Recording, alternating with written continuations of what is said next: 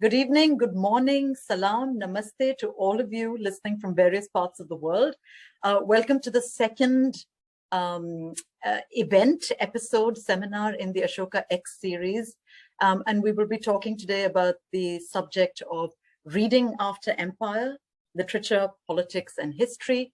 And we're really going to try and think about each of those terms in some detail and at some length. Because after all, we're living in a world in which the connection between language and politics and history is so evident.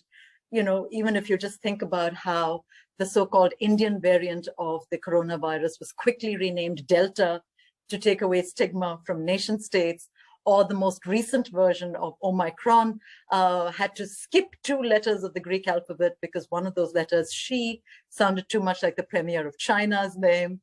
And, you know, what are we doing with the Greek alphabet anyway to think about pandemic and the diseases by which we are all being ravaged?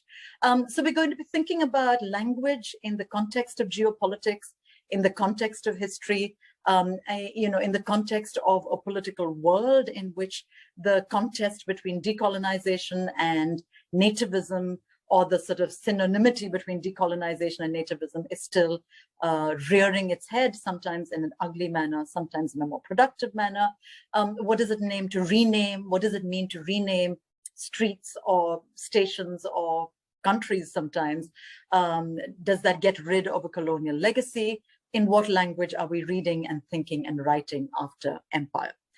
So joining me today in this conversation is the wonderful Maya Jasanoff, who is XD and Nancy Yang professor and Coolidge professor of history at Harvard University. And Maya works on the history of the British Empire. Her most recent award-winning book was called The Dawn Watch. Joseph Conrad in a Global World. I'll just tell you why I laughed about that, Maya, because in my notes, I'd written JC in a Global World, and I almost said Jesus Christ. Yes. That is, of course, you know, talk about why language is interesting. She has also most recently chaired the jury for the Booker Prize, which, as you know, was announced rather recently and went to Damon Galgut. So we'll talk about that as well. And you would have just seen the message in front of you, but let me reiterate that before we begin our conversation. Please post any and all questions that you have. Our plan is that Maya and I will talk for about half an hour, and then we will open up to questions from the audience. So feel free at any point to post your question, and Akshay will kindly curate it and send them to me, and I'll pose them to both of us. So welcome, Maya, to Ashoka X and to this conversation. And can I begin, and I'm so sorry if you've been asked this 5 million times, but as part of being the chair of the Booker Prize jury, did you actually have to call up Damon Galgut and tell him that he had won? No, but I had to instead get up in front of a live television audience in the BBC Radio Theatre and tell him that he won. So I'm not sure which is more daunting. But we were able to do a sort of live but semi in person event. Traditionally, the Booker Prize has been awarded in a grand banquet held in the Guildhall in London. Obviously, a grand banquet was not feasible in these days of COVID, but we did do a thing in London, and all of the finalists were arrayed in front of me. Oh. And I had to pull the book out of a velvet bag and do the reveal. So, rewarding him, but also, of course, very mindful of the other shortlisted titles, which were all really quite splendid. So yeah, it's just so awkward. Then you can't make eye contact, and that makes things worse with the people who haven't won. It's just facing them live would have been very daunting. So can you tell us a little bit about what process was like? How did you arrive at the winner? And as you know, some of our audience might know, Damon Galgut won for a novel called The Promise, which is about race relations, apartheid, South Africa, and so on. So can you talk a little bit about that, Maya, about the novel, about your selection process? Sure. So the way that it works is there's a bunch of novels that are submitted for consideration. The judges have nothing to do with that. That is organized by the prize, and there's various criteria that publishers follow to figure out which and how many books they can submit. Right. Grand total is about 160. Wow. And we all 5 judges read all of those books. And the way that we work is that they kind of come in boxes at your door and you just sort of work your way through them. And every month we held a meeting in which we discussed around 25 titles that had come that month. And in the process of those monthly meetings, we would kind of eliminate a certain number, keep some in the mix, discuss all of them at least a little and some of them in great depth, and then just hold them aside. By the time we got to the need to do elimination for the long list, for the short list, and for the winner, of course, we were rereading those books. Yeah. So everything that is on the long list was reread. Right. Everything that was on the short list, it was 13. Okay. 13. Everything that was on the short list was read 3 times. Right. And I mentioned this by 3 times by each of us. I mentioned this because, one of the things that emerged in the course of our discussions was, how do books feel on rereading? And this is, in a way, that combined with the relative range of readerly tastes that our judging panel represented, is meant to, in some way, approximate the sense of what it might be like to read this book as it goes out into the world across many, many other readers. And so, one of the things that we were mindful of, which is pertinent to the conversation you and I are having, is, do books manage to, in addition to things like, setting out, achieving what they set out to do, in addition to, mastering the elements of, the story that they're trying to put out there. In addition, is this a book that lands with readers in different places? And I don't mean it in an explicit sense, like, is this a book that, a reader in Delhi is going to get and a reader in, Lincoln, Nebraska is going to get specifically, but is it generally a book that can speak beyond the parameters of the world in which it's written? Right. And you obviously felt locus within which it's written. Right. And you obviously felt that this could. So just to go back to what you were saying, you were reading almost a book a day in the early rounds. My God, that is intense. I'd like to hear more about this particular book, The Promise. But before I do that, let me just quote something to you that you have written, which is, quote, "The Booker Prize, launched by a food company once notorious for exploiting workers in the cane fields of British Guiana." And you were talking about this, and I thought that was really relevant to our discussion today about literature and history and politics. When you were approached to do this, knowing the history of the Booker Prize, what was your response? What was your reaction? What made you say yes? Do you think that this is a legitimate, that this prize should still be called that, despite its origins, despite its history? So I think that, there's obviously, intense debates about naming and renaming, and there's no question that the Booker Prize, as a essentially philanthropic enterprise launched by a corporation, is participating in a very, very robust set of practices in the certainly modern world to do with corporations seeking rebranding through such endeavors. And, the US university landscape is essentially a memorial to this kind of enterprise.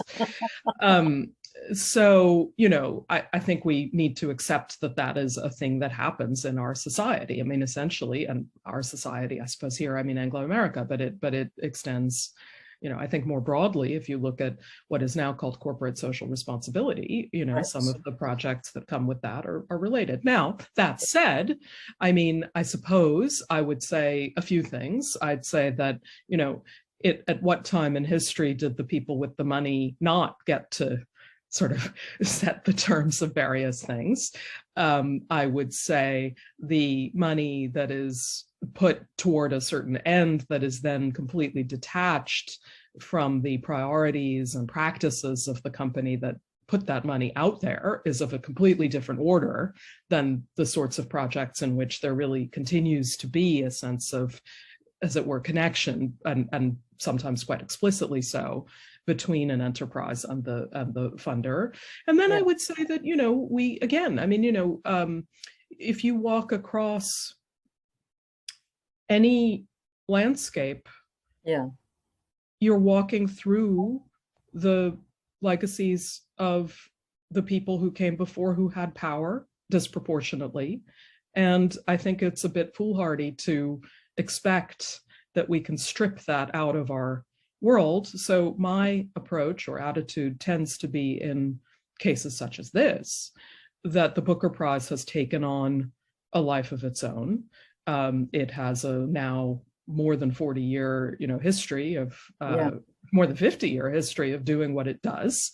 And that by having judges like me and books like The Promise and many others that are in it, it has changed, what those original kinds of thoughts and practices were. Yeah, I mean, that's interesting, isn't it? Because what you just described is a process of change that might be, called more organic, that you sort of move with in a certain direction because there's a certain political commitment to it.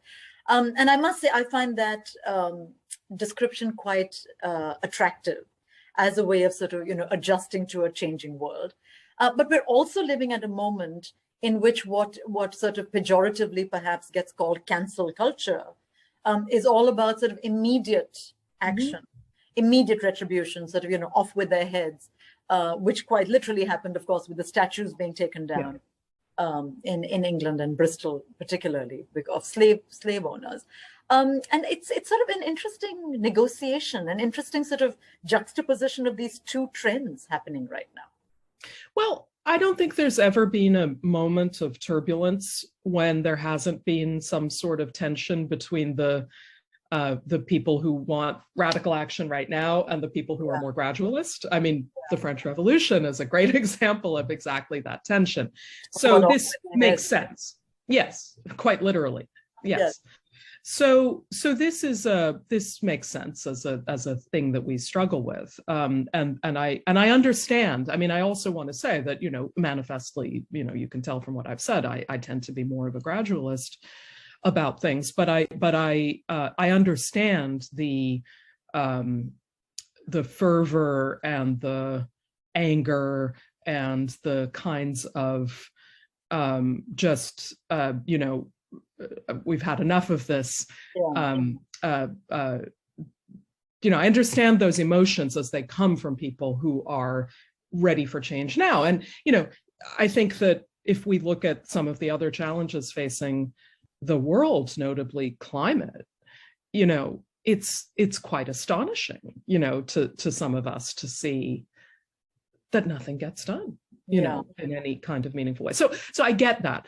I think that, but I mean, I would tend to distinguish, I suppose, between there are many, many dimensions to this, one could say, but I would tend to distinguish between, the sorts of things that are just sort of sedimented into the world, that we all, are born into lineages, genealogies, histories, etc. And they are simply there. They have, among other things, made us be. And the things that are sort of pressing challenges that need to be dealt with, all at once, such as, say, climate change or COVID or, injustice of certain forms. And then the second point that I would make is that I think that, with the question of urgency, there's also the matter of sort of around what. And it's one thing to have a statue of a person who's being singled out for reverence, whose values are manifestly at odds with those of the society that's supposed to revere them.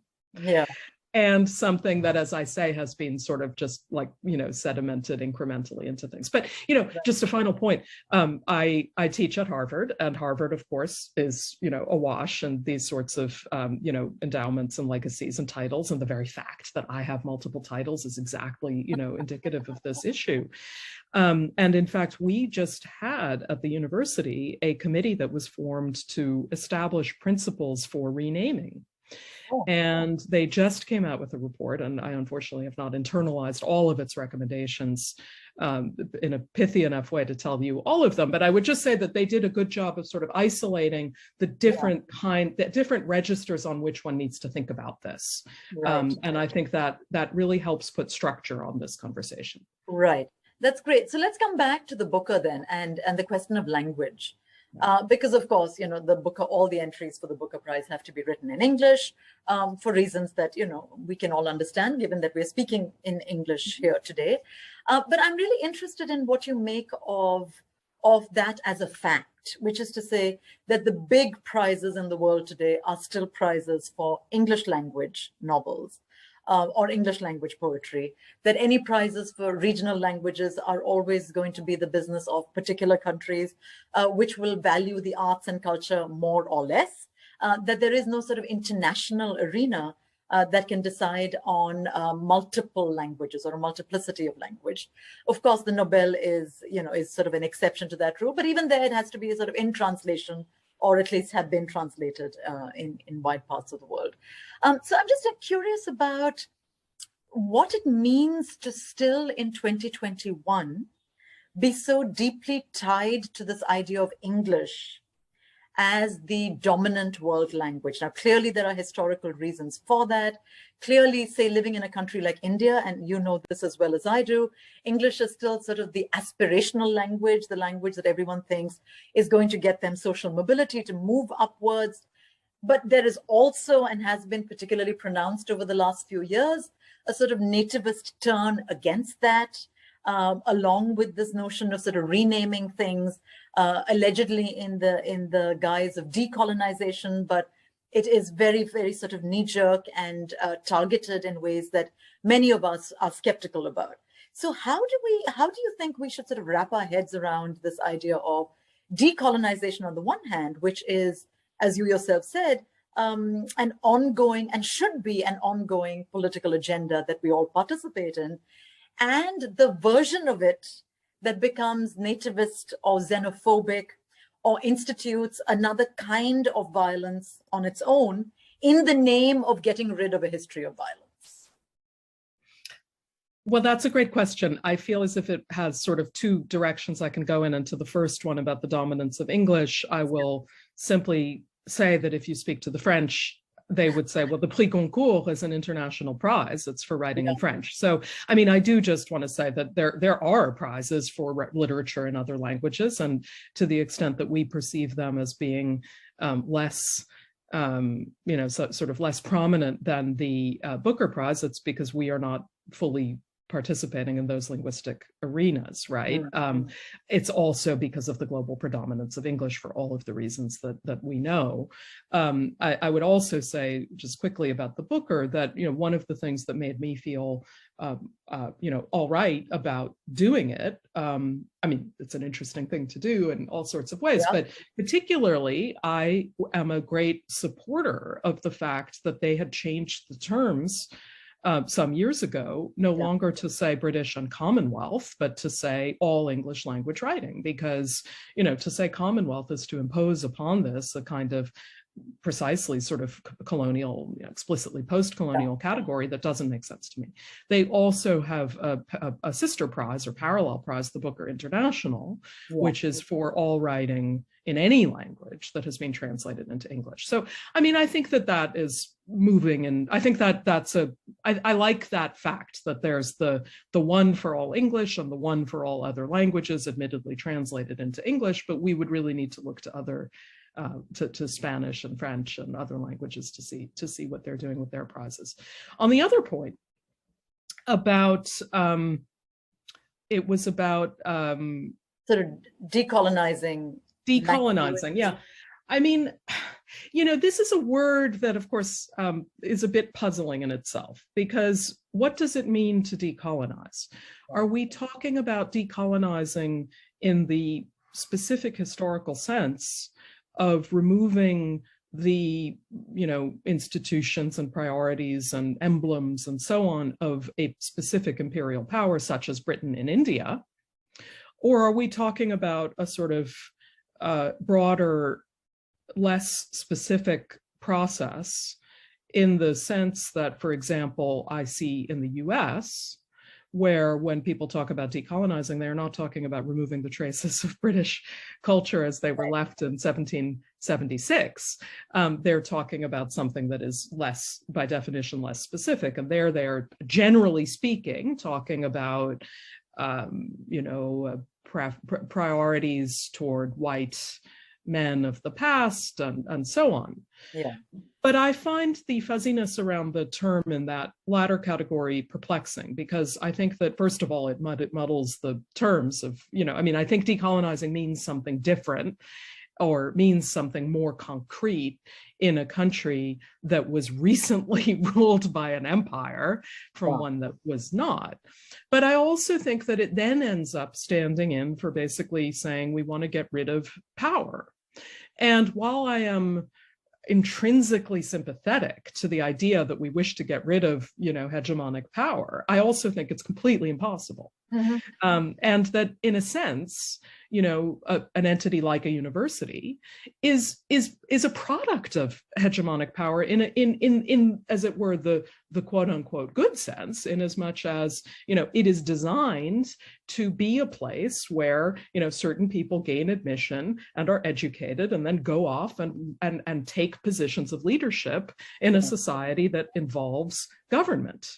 And governance. So I think there's something just intrinsically contradictory about the incredibly sort of fuzzy use of the term decolonization, and the fact that, absent an anarchy, all societies have ways of producing their, governing elite. And it happens that the university is such a place. So I'm all for diversifying the curriculum. I'm all for, all kinds of ways also of questioning, who gains admission and what are we trying to do with it and so on. But the use of the term decolonizing really actually troubles me in some of these things. Yeah, well, clearly, since it is being used in both the US, as you pointed out, and in India, in ways that, as I said, tend to be more immediately politically motivated, and ways that are in fact not adhering by any kind of principles of talking back to power in any way. Well, yes, and just to have a quick follow up on that is that when it's a matter of so-called decolonizing, which is swapping one person in power's set of priorities for another, in what way is that decolonizing? It's changing who's on top, but it's still, many people would have said, even in India and of course the 50s with the language marches, right? That you're swapping out English in certain ways, but you're putting Hindi, and there are many people who don't want that, Yeah, exactly. But speaking of that, and you're absolutely right, the politics of Hindi in this country is extremely overdetermined. I keep encouraging my students from the South who don't speak Hindi never to learn it, because, anyway, when South Indians speak Hindi, we're all laughed at because we can never get the gender right and things like that. And so the North Indians are, of course, very snooty about that. But, if we move from, or they're connected, of course, but if we move from, let's say, the grammatical language or syntactic language, or, whether it's English or Tamil or French or Marathi or whatever it is, or Urdu, and think about sort of the concepts in language. And so in many ways, what you just said, which is if you're just swapping out one person in power with another person in power, you were indicating actually a certain sort of conceptual commonality, which in no way then can be called the project of decolonization, because you're really just doing the same thing that the colonial powers did. And just by sort of giving it a different face or a different name doesn't mean that you are fundamentally doing something different or performing a different deed. And I find that really interesting, because it seems to me that almost all our projects or processes of knowing, of gathering knowledge, of speaking about politics, the very idea that we live in a world of nation states, for instance, is such a legacy of colonialism, is such a legacy of empire. What do we do when we seem stuck within those conceptual parameters? How can we ever speak a different language if the circumstances of the production of language are so deeply set in stone? The historian in me, every time I hear things about set in stone or, you know, so deeply part of us, the historian in me immediately starts thinking about, wait, when did that happen? Is it really permanent, et cetera? So I think a lot about the incredible novelty of the world order in which we live, by which I mean that until the 40s, really until the 60s, the history of the world was, in some sort of loose, in political terms, was in large part a history of empires. I mean, that is, empires are the longest, you know, they're the form of government that has been around the longest in world history. They've been the major form of governance under which the majority of people who have ever lived in the world have lived. And it's only in the really from sort of 1960-ish onward that the regime of nation states, if you will, has really, you know, replaced those of empires. And, you know, I like to point out that the only self-described emperor in the world today is the Emperor of Japan, in which it's a, you know, purely ceremonial designation. So, but that said, I mean, I tend to think that that although we've changed the names, this is a perfect example of swapping the names, but some of the underlying things remain the same, you know? I mean, none of us would ever for a minute think that the global power of the US or China is not a factor in the lives of, you know, indirectly and filtered down in all sorts of ways as it is in the lives of everybody, really, in India, in the US, and you know, and so on. So I think that, you know, I think that your questions are pointing up something very interesting, which is, you know, what does and doesn't a change of terms accomplish? And when we cease to use the word empire, for example, to refer to the political, you know, powers of the world today, what are we doing there? You know, are we, you know, we are at one level reflecting something materially different, which is that it is the case that China or the US or, you know, for that matter, Russia, you know, for all of their international reach, do not actually explicitly, you know, control the governments of different states and have armies. I mean, you know, that's where it gets fuzzy, but don't have armies, you know, in Mexico, or you know, or India, but so we're capturing that, but we're also covering something else up. And I think it's I think that when you asked about concepts, how can we move into a new conceptual order? I think that one part of it, this is not a fully satisfactory answer, I think, for myself, but part of it is recognizing that when we think we've moved into a new conceptual order, in some ways, we still are dealing with the older conceptual order sort of within it. Yeah, and I mean, as you said, our only saving grace might be that neither of these orders is single or singular, and there are just so many pluralities within each of them that we can only hope some of the others will bubble to the surface.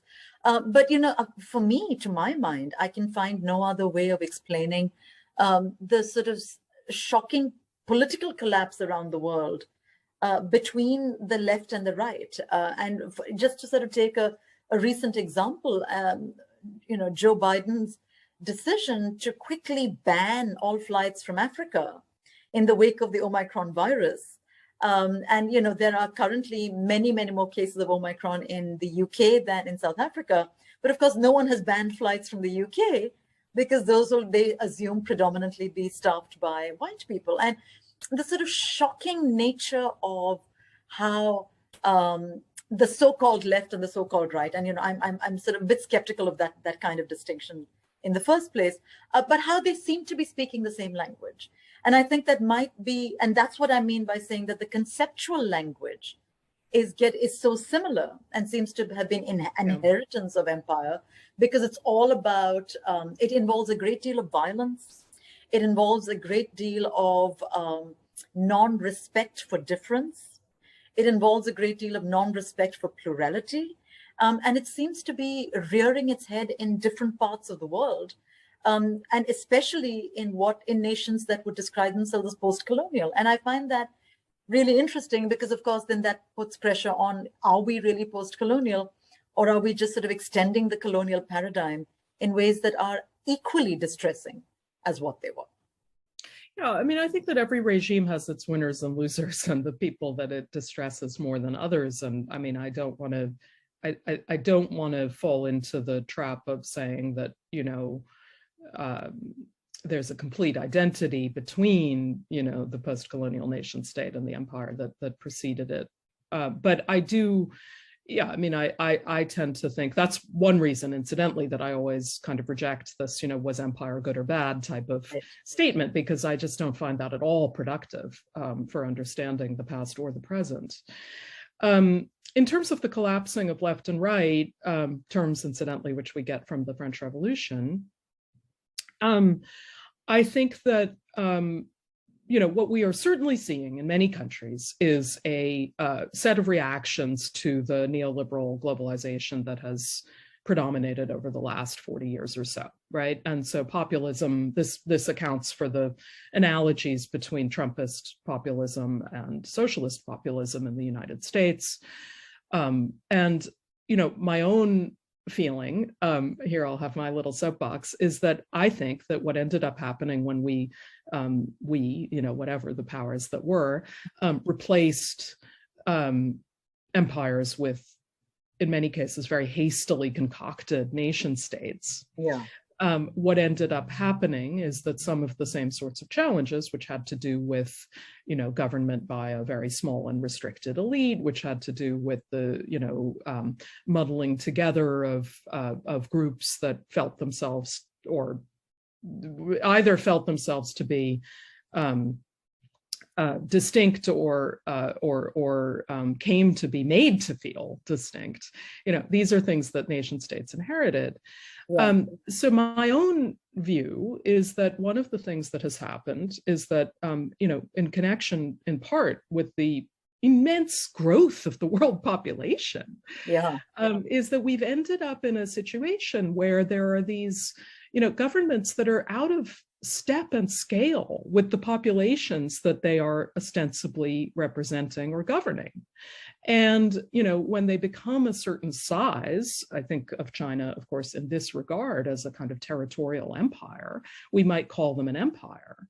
But, you know, the problems of the United States and India, I would venture to say, are problems, at least in part, that resemble those of empire in being huge, diverse places with a governing apparatus that is not sort of, as it were, scaled to purpose. And I think that, you know, my own wishful thinking about the future would be that we would have smaller but more networked entities that match up people and power and place in ways that are more accommodating of the kinds of needs and cultures and, for example, languages that people speak. Yeah, I mean, it's interesting. I once had a dream not that long ago where the world was divided into units of 100,000 people each, and each unit of 100,000 people had, you know, people to govern them, and it was all perfect utopia. Everyone had, you know, roads and access to health and education, and I have no idea where that came from. And it was a very sort of numerically precise dream. It was 100,000 people per unit, and I have no idea where I came up with that number from. But this is of course interesting, because what you're saying is that one way of living, reading, being after empire might be to rethink the very idea of the nation state itself. Yes. Might be to rethink the very sort of idea of the political units within which we function, and therefore the cultural units in which we function. And here again, right, aren't we on the horns of a dilemma? Because, as you know, for instance, in India and the sort of language states were divided linguistically after independence. Going back to our conversation about the Booker and all these sort of international prizes being catering to English, it's so interesting, the dilemma between saying, let's organize all people speaking the same language into one entity on the one hand, which promotes a kind of insularity, even as it recognizes the importance of that language. And on the other hand, allowing people to mix freely across languages, but privileging one language as the sort of common denominator among them. And it just sort of seems to me a rock and a hard place. And how do we sort of navigate that? It is. I mean, there's no question about that. And I think that this is a dilemma that is sort of intrinsic to the human condition, in the sense that we're all, each of us products of great particularity, even as we need to and wish to create connections across those divisions. I mean, I think in the case of India, obviously the assertion of Hindi was, and for that matter, English, had political consequences that were, at odds with some of the premises behind the linguistic division of states. But I think that, that's where, what to say, I mean, okay, first of all, multilingualism is a good thing, I would say. Second of all, and by the way, a thing that the people who, grow up speaking the dominant language are, of course, sorely deficient in. Yeah. And then I would also say that, I certainly think that when I say that I think it would be nice if we had sort of smaller units that were networked in certain different sorts of ways. I mean, I think that with that, I have a sort of recognition that languages are spoken in localities, but also that we need that it is a good idea if certain, to use, of course, the Latin phrase, which comes from its empire that we use today, if certain lingua francas can be adopted that are detached in some general sense from political power, that would be great. Now, the one famous project that attempted to do that, Esperanto, did not get terribly far. Yeah. But interestingly, Esperanto was concocted by a Jew in Poland, which had, during the course of his lifetime, become an independent nation from Russia and other empires. And so, very much living in the early 20th century equivalent of the kind of cauldron of, sort of power and language politics that we're still sort of wrestling with today. Yeah. And, yes, do we really need an Esperanto, or do we need a recognition that all the languages we speak are bastardized languages anyway, are sort of multiple languages in any case, right? Despite the French Academy's attempt to sort of control, for instance, the sort of quality of French, or the quality of French that people use. English, I must say, to its credit, has no such governing institution. Right. Which I think is a remarkable feat. And so there are so many different kinds of Englishes. And in India, as you know, a sentence can begin in English, veer off into Urdu, come back to Punjabi, and then end up, somewhere else. And that is, and if you ask that person, what language are you speaking, they'd probably look puzzled and pick one of those languages, because in their heads, that is the language that they're speaking. Yes, and I mean, you'll be familiar, of course, with some of the defenses of precisely that, what Rushdie called Indo-Anglian writing, on precisely those grounds. And, I do think, I am very much in favor of the, the pluralization of Englishes, which we see all over the world. So. Yeah. Okay, Maya, we're already I'm eating into the audience time. So should I just start by asking you, fielding the questions that have come in from the audience? Sure. And then let's see what we do with that. Okay. Akshay has sent me these, so I'm not actually curating them. So I'm just going to trust him and his good taste, and I'll just go with what he sent me. Go for it. So here we go. Does speaking one's native language symbolize that one is deeply connected to their land? Is this notion correct?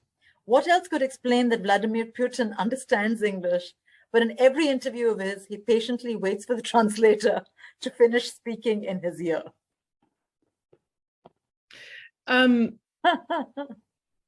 does speaking, well, I mean, I think that for people who are multilingual, in positions of power, the question of what they reveal and what they don't of what they know is very interesting. We know, obviously, that, I mean, India is a great example, by the way, of cases where people who speak English perfectly well will, politicians I'm talking about, will not use English, you know, quite pointedly, or the same surely goes for Hindi. Right. And, you know, I think that, you know, look, all of this in a way, you know, what we're really just talking about are manifestations of power. And we're talking about the ways in which people who are not, you know, born into, for lack of a better metaphor, the institutions or apparatus of power are able nonetheless to have their, you know, rights and autonomy and value, you know, recognized. And language is a great example of that, because of course English is, for all the reasons we know, the global lingua franca right now.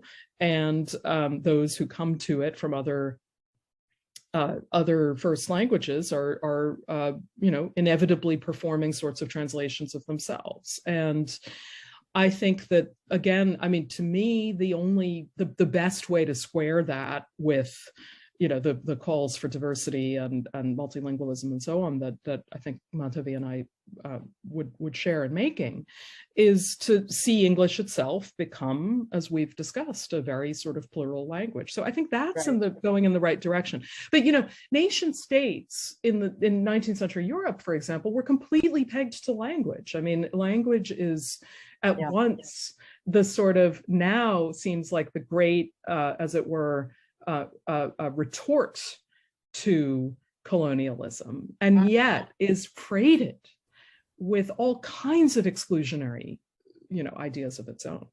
Exactly. It's like Conrad says about Kurtz, right? All of Europe had a say in making him in Heart of Darkness. And that goes back to our question about the link between conceptual language and syntactic language or grammatical language. But of course, with Putin, I mean, what I find hilarious about his public appearances or performances is that they're so deeply choreographed, right? Whether he's sort of riding bare-chested on a horse that, you know, is supposed to show his masculine machismo.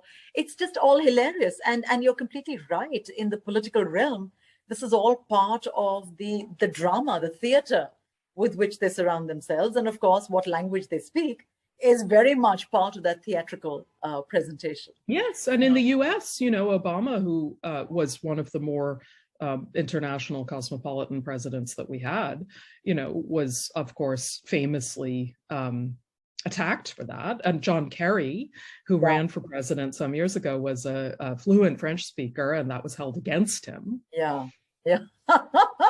Oh my God, the US, I tell you. Okay, we won't get started with that. Just move to the next one, which says, if we're questioning what changing terms does and does not accomplish, then at a time when linguistic minutiae makes a lot of difference in a world dominated by cancel culture, does changing general terms like man to human, etc., really accomplish the sort of reclamation it is supposed to?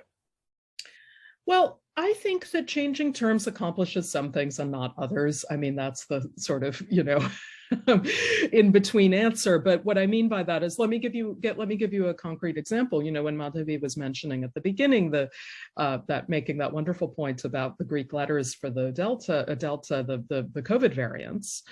When you mentioned Delta, I had forgotten that was the India virus, right? And so, you know, there is, at least in that instance, because the renaming happened very quickly and was taken up, you know, with, you know, taken up in such volume all over the world, you know, the renaming did do something. You know, it did something which was to detach this from a nation in a way that, by contrast, in 2020, Trump went out of his way at every opportunity to call COVID the China virus. So words matter. I mean, I certainly don't want to suggest that words don't matter. They do. But I think, and I personally, you know, find that if I'm quoting an old text in which they're using the word man to mean humankind, I know that that's what they meant, and it doesn't particularly bother me, but at the same time, I use human, I use humankind. I don't use gendered pronouns to refer to nations. She did this, she did that, so I do think words matter. I do think that they need to be updated. I do think that that's what makes language, of course, so remarkable, is that it is the one, maybe not the one, I shouldn't put it that way, but it is an inheritance and medium that we all are sort of born into from the past that nonetheless changes with us and around us. And I think that that's very good. Yeah. And English, again, this is, one of the great benefits of English is that it is one of the great world languages that is in fact non-gendered. Yes. And I think that's something to hold on to. And so especially, as you said, when people speaking English start giving gender to objects, which English does not do, it is just so clearly obnoxious. And of course, the objects are always feminine, right? So cars will be she, or countries will be she. And it's like, where did this come from? Except from the deeply held belief that objects to be owned must always be coded female and feminine. Interesting. Interesting. And or from Latin, which is its own, colonial. That's right. That's right. And so there's this thing of, I have no problem if people say, oh, when I use the word man, I actually mean human, and one should not cancel the other out. And I always say, well, then, if it means human to you and you want everyone to understand that, why don't we just all use the word woman, and we can explain to everybody that it means human. It covers everybody.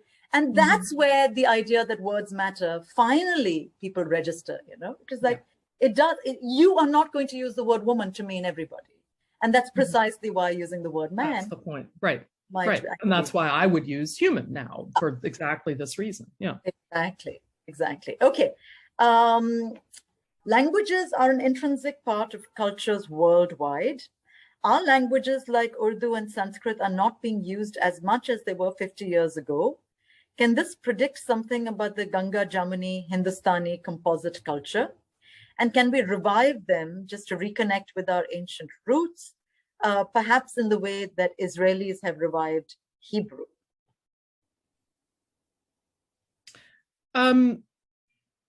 Well, I'm not sure that some of that is quite right. I mean, I think that merely in the sense that, populations grow and therefore, more people tend to speak things in the present. But I mean, as to let's limit this to the question of so-called ancient languages, which don't have the same sort of spoken traditions, Latin being a good example. I mean, I would say that, many of these, there are sort of two trajectories for many of these languages, as I understand it. One is that they morph into another. So we could say ancient Greek and modern Greek in such a case.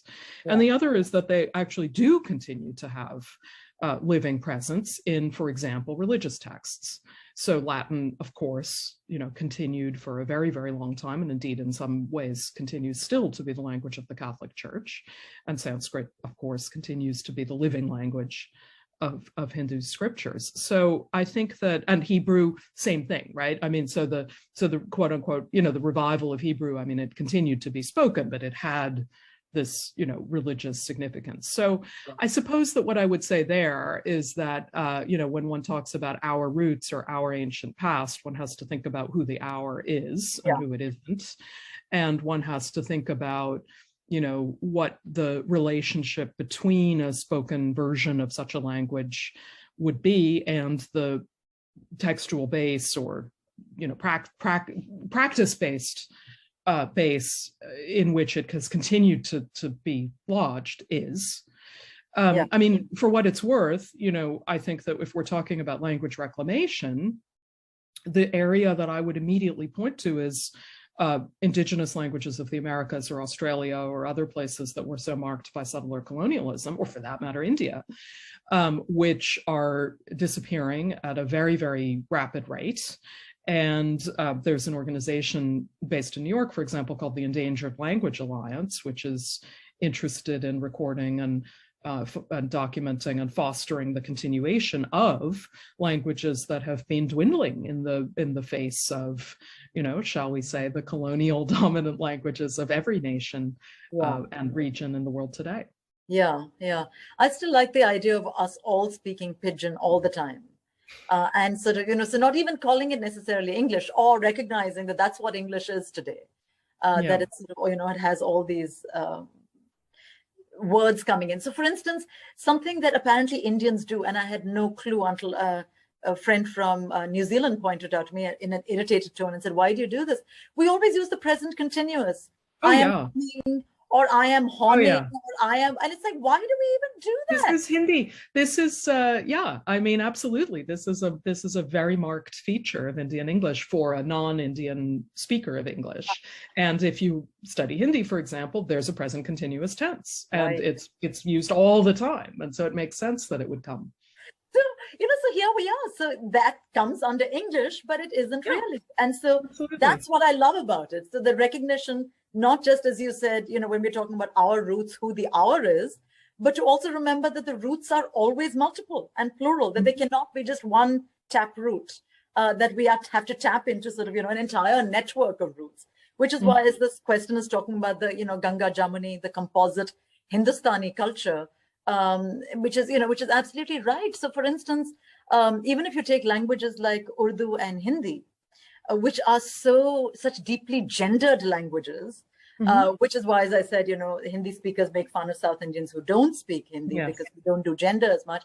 But they both derive from Persian, which is non-gendered entirely. And so it's this really interesting way, as you said as well, that languages morph, mutate. They don't always have a recognizable relation to where they've come from. They don't always show a clear path to the direction they're moving in. And I think that's just fantastic. Just briefly before we move to the next question, Maya, was this at all evident in any of the books you read for the Booker, this kind of play with language? A little bit, yeah. I mean, I think that, for me at least, I think of the big moment for that sort of play as being kind of Midnight's Children era. Absolutely. Which is full of that chutnification, of English. But yes, I mean, and, certainly writing from the Caribbean, for example, we saw some writing that was capturing, the forms of spoken English there, writing from West Africa, likewise. I think that, I was actually recently reading a little bit about the generation of West Indian writers who came to Britain in the 50s and how they felt a sort of compulsion to, on the one hand, they wished to represent the language as it was spoken by the characters that they were writing about. But on the other hand, because they're writing for a metropolitan publishing establishment, they need to sort of show that they know what the right, quote unquote, right way to speak is as well. And so there's this complicated dance going on. I think that now we're at a point where writers are no longer having to prove that they know the right way to use the language, and are able to, I think that the readership as well is more familiar with the idea that the language as spoken by characters or narrators might be at variance from the way that they, the reader, speak the language. So yes, we did see that. Sorry, that's interesting because I was editing a book many years ago, and one of my contributors wrote an essay about a letter, a sort of an epistolary exchange, a letter he had received from someone in Iraq, and he wanted to quote the letter in full. And that letter, written by the Iraqi to this academic author, had several what we would consider sort of grammatical infelicities. And so when I was editing the book, I asked this contributor, do you want to write, the English way of writing SIC in brackets after an ungrammatical pronunciation? And I said, do you want us to include that? Because this is clearly not standard English.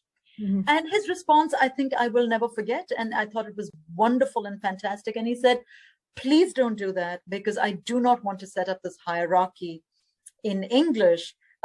He's already been at the receiving end of several kinds of hideous political hierarchies. And I don't want to assert this position of dominance and superiority as the British man in the English man. speaking down to the Iraqi. And so that went to print without the Sikh. And ever since then, I've actually become quite allergic to it, because I think it is nothing but a red flag to say, this person does not speak the way I do. And I find that very problematic. So for what it's worth, I tend to use it when I'm trying to be ironic about the choice of words by someone from the past, right? So it's sort of, turning it in on itself. For instance, when someone uses the word he. Exactly. You can put Sikh next to it. Well, that's sick, as the kids would say. Okay. Let's just move on quickly to the next question, because we're rapidly running out of time. Is politicizing a language an unfair practice, or simply a tool for establishing stronger connections with one's tribe or people? Well, I mean, the word tribe gives us tribalism for a reason. I mean, I think that, I have absolutely no problem with the sense of connection that people feel to those whom they feel to be like them. Yeah. I think that's an enriching and essential part of human life. But I also think that, forms of inclusion often come with forms of exclusion. And I think that they also exist in a universe that is inflected by hierarchies, and that we are constantly at risk of suppressing, individual variation and difference, even as we are at risk of allowing certain forms of variation and difference to be exclusionary on their own terms. Right. Okay, well, I think I'm going to just squeeze in one last question, Maya. We have like a minute and a half to go, I think. Okay, in what way is there a need to diminish the impact of Macaulayism in order to, there's your favorite word again, to decolonize English in India? And I think this question might be referring to Macaulay's minute on Indian education. Well, look, I mean, Macaulay obviously had a completely disdainful attitude toward every literature that was not Greek or Latin, and more laterally, perhaps French and English. And so I don't see any reason at all to uphold anything of those sorts of values. Back to what I said about, hierarchies and, the assumed hierarchies of the imperial government of Britain are not hierarchies that I think anybody should assume, or still less live under now. So in that sense, I'm all for getting rid of so-called Macaulayism. Where Macaulay gets very challenging, of course, is that, and this, again, I have no truck with his, disdain for Indian languages, literatures, and traditions. But, the reason that he was making the argument he made, which was for Indians to learn English, is that he said this will give Indians, we will be able to incorporate a particular class of Indians, again, education being a class marker, into the structures of our government. Right. Well, I mean, it happened. And because it happened, English ended up being, reasonably widely spoken in India, at least among this educated elite.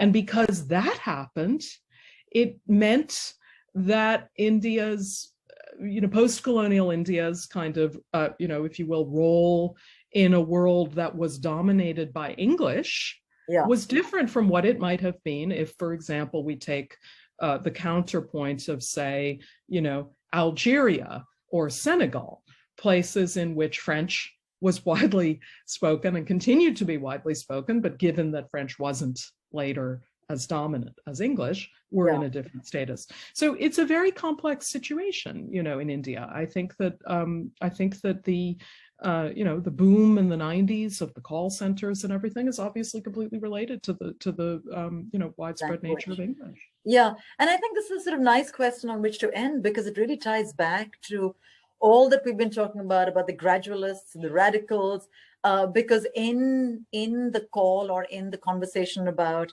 decolonizing the curricula, decolonizing syllabi, you can always sort of say, we don't want to study anything English. We don't want to study anything European, and we only want to focus, let's say, on Indian literatures and Indian Englishes. And to my mind, that would actually signify a great loss, because what that would mean is it would sort of try and put an end to traffic, and language is nothing without traffic. And traffic has, of course, to move like all good Indian traffic does, in multiple directions at once. Quite. Without paying any heed to signals or traffic signals or lights. Yeah. Yeah. Okay, I think we'll end on that note, Maya. I'd like to thank you so much for joining us. I know it's early morning for you. Thank you particularly for joining us, for sharing all your insights from the Booker, from history, from life, which has been fantastic. It's been a terrific conversation. Thanks again. And thank you to all of you for attending. I think one last message I'm supposed to give people attending this session is to please answer the survey that you will see on the screen in front of you before you go. But Maya, for you and me, there's no survey. There is just au revoir for now. Yeah. All right. Bye. Thank you very much. Bye-bye. Bye.